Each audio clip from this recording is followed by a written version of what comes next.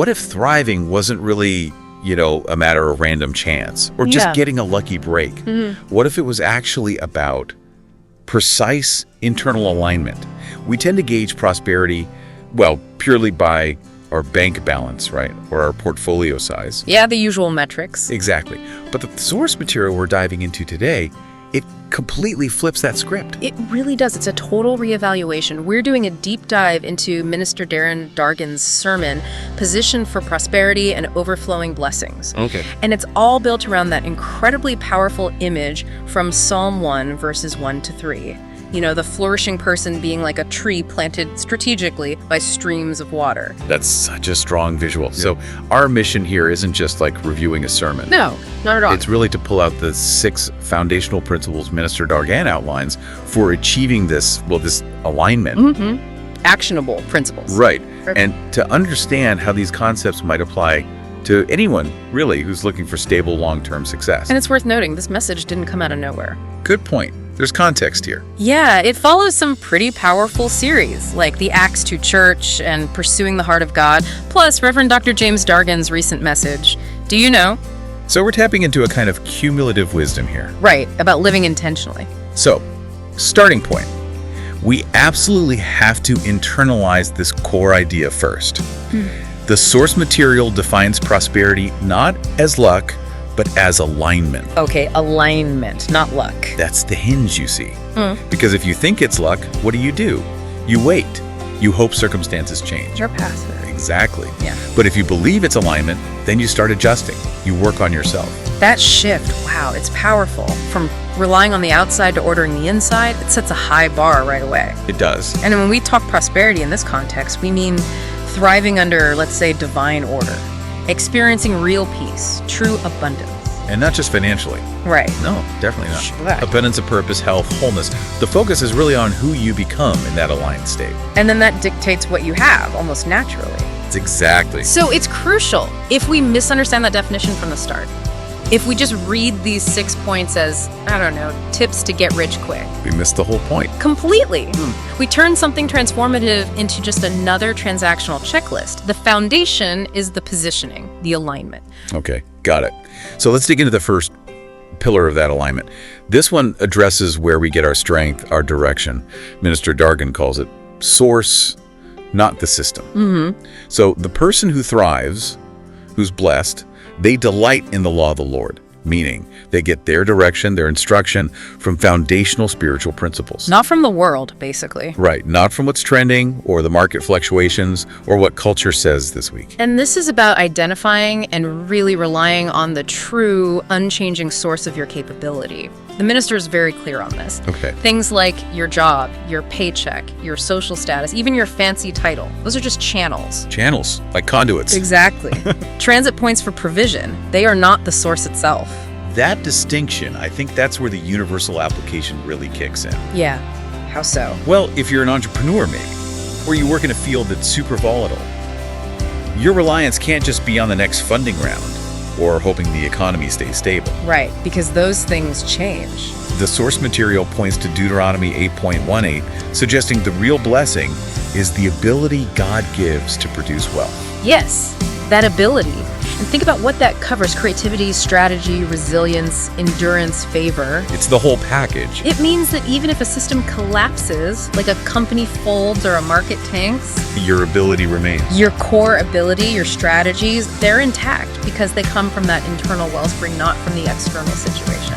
There's a huge confidence boost in that. Definitely. Your blessing isn't tied to one employer or one market trend.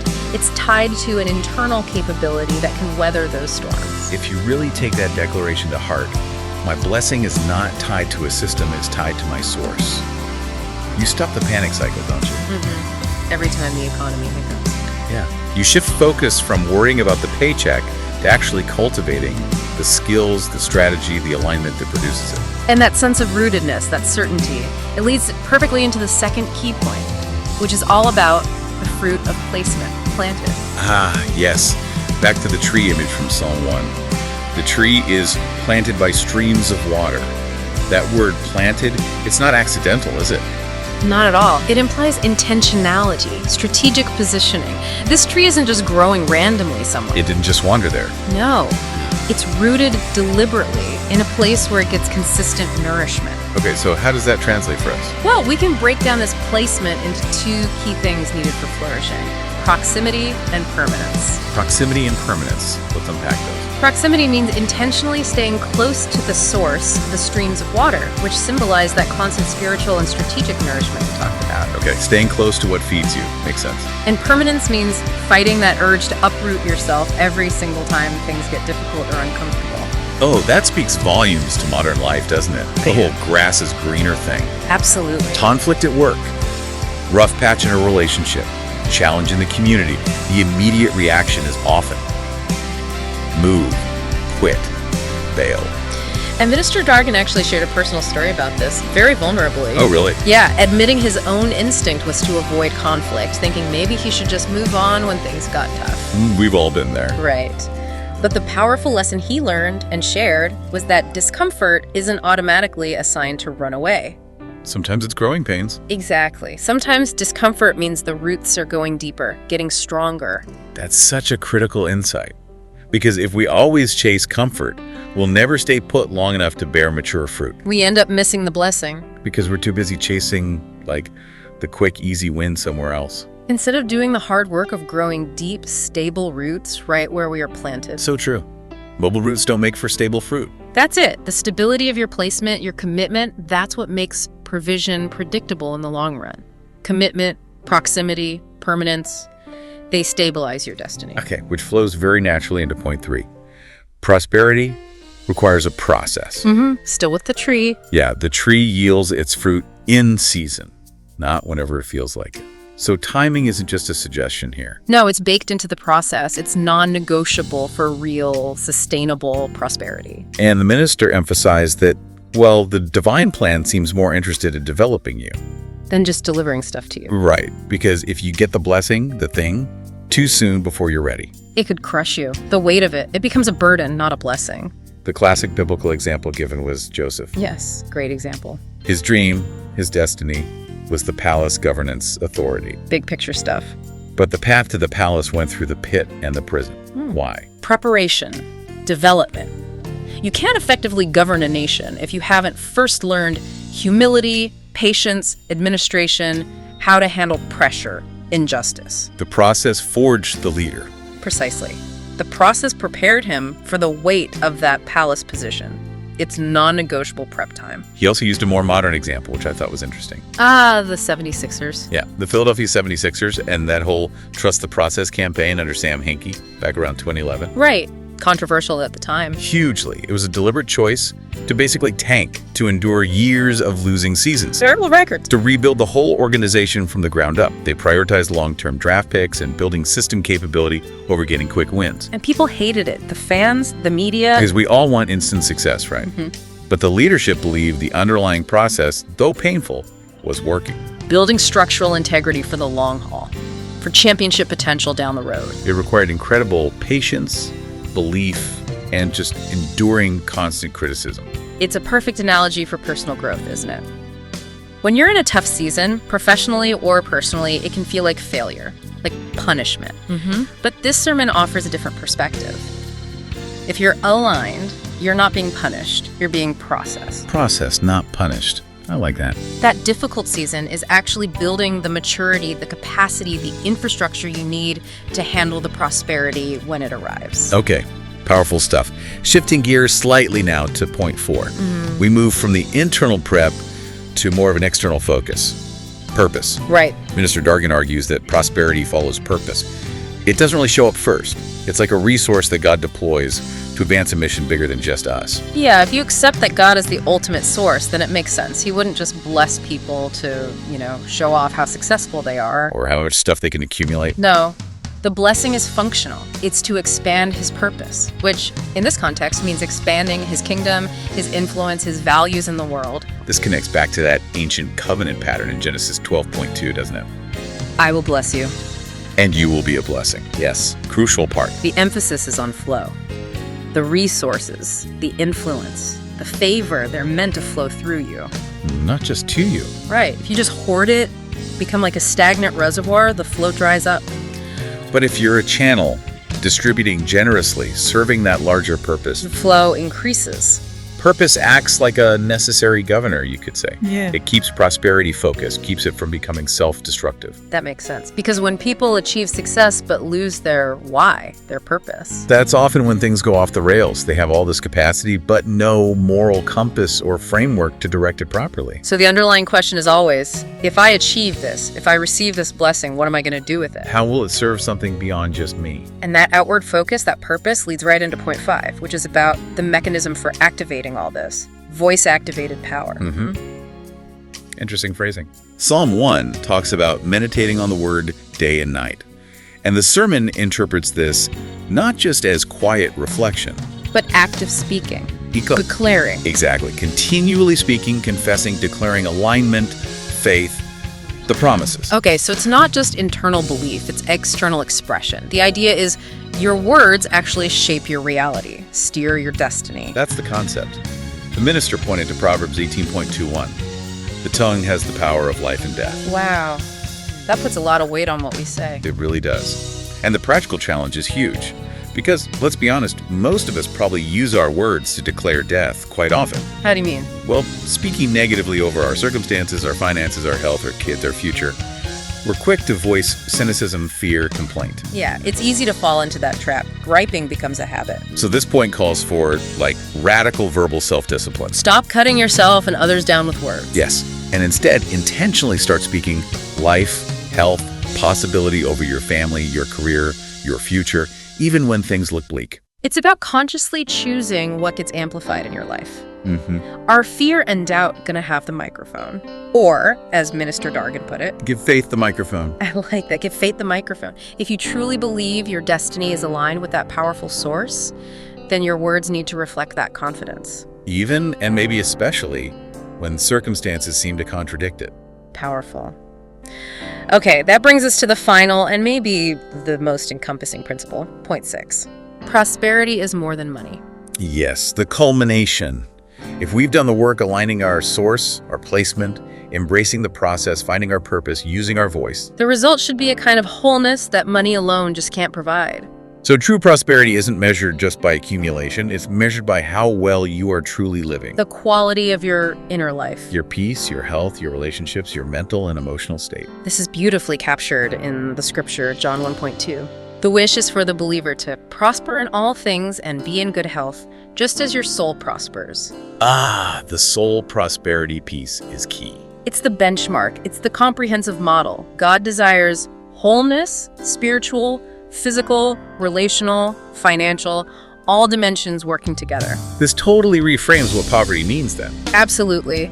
Minister Dargan drew a really sharp contrast here. He said something like, a full wallet with an empty soul is still poverty. Oof, that hits hard. If you have all the material things but you're sick, miserable, disconnected from purpose, you're fundamentally lacking. You're not truly prosperous in this definition. Because you're out of alignment. Exactly. And to tie it all together, the sermon linked this whole idea back to the ultimate mission, didn't it? The Great Commission from Matthew 28. Yes. Obedience alignment leads to flourishing. Disobedience misalignment leads to withering. So the ultimate purpose, the assignment of true prosperity, according to this message, is to be equipped and positioned to spread the core message, to expand the positive influence of the source in the world. Wow. Okay, so there we have it, the 6 pillars of alignment for thriving. So this deep dive into Minister Dargan's message really leaves us with a lot to think about. It does, and if we take that final thought seriously, that true wealth is measured by your soul's condition and your capacity to be a channel, then we have to pose this final, maybe provocative question directly to you, the listener. What area of your life right now, maybe it's a spiritual discipline, maybe physical health, maybe a key relationship, what area is most in need of strategic planting? Where do you need to commit right now to allow that flow of purpose and true flourishing to really begin? Saints, my hope is built on nothing less than Jesus' blood and righteousness. I dare not trust the sweetest frame, but wholly lean on Jesus' name. When darkness veils his lovely face, I rest on his unchanging grace.